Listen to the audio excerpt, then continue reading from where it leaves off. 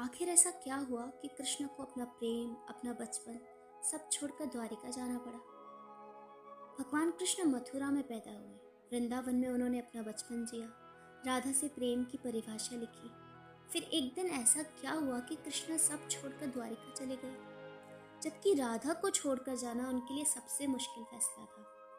परंतु कृष्ण का काम सिर्फ प्रेम देना नहीं, धर्म स्थापित करना था, और धर्म हमेशा प्रेम से बड़ा होता है। उस समय जब श्री कृष्ण ने कंस का वध किया तो उन्हें लगा कि अब मथुरा में केवल खुशियां होंगी, प्रेम होगा। वह रात उनके जीवन की सबसे बड़ी विजय थी। पर हुआ क्या? एक अत्याचारी का अंत हुआ और अनेक अत्याचारी पैदा हो गए। उनमें से एक था जरासंध, मगध का राजा। वह श्री कृष्ण के मामा कंस का ससुर था और वह श्री कृष्ण को कंस का हत्यारा मानता था और अपनी पुत्री के शोक में जलता रहता था। और इसलिए उसने ये प्रण किया कि जब तक वह मथुरा पर आक्रमण करता रहेगा, जब तक कृष्ण उसके सामने घुटने न टेकते।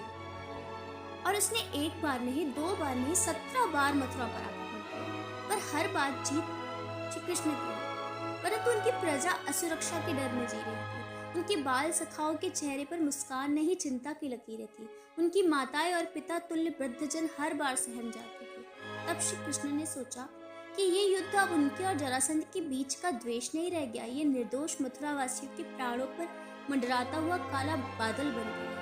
तब श्री कृष्ण ने एक ऐसा निर्णय लिया जिसकी कल्पना किसी ने भी नहीं की थी। एक रात जब सब सो रहे थे, उन्होंने अपनी पूरी प्रजा को बुलाया, चुपचाप, बिना किसी शोर के, और उन्हें विशाल नावों में बैठाया।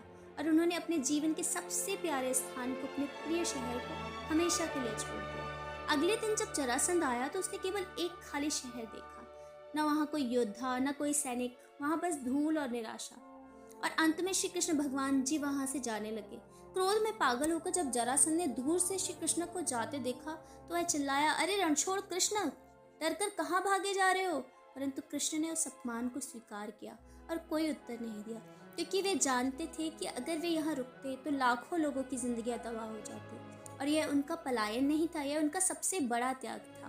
और श्री कृष्ण अपनी पूरी प्रजा को लेकर द्वारिका चले गए, एक ऐसी अद्भुत नगरी जिसे उन्होंने अपनी योग माया और विश्वकर्मा से बनवाया था। एक ऐसी नगरी जो सोने से चमकती थी, जिसकी नींव प्रेम और निर्दयता पर रखी गई।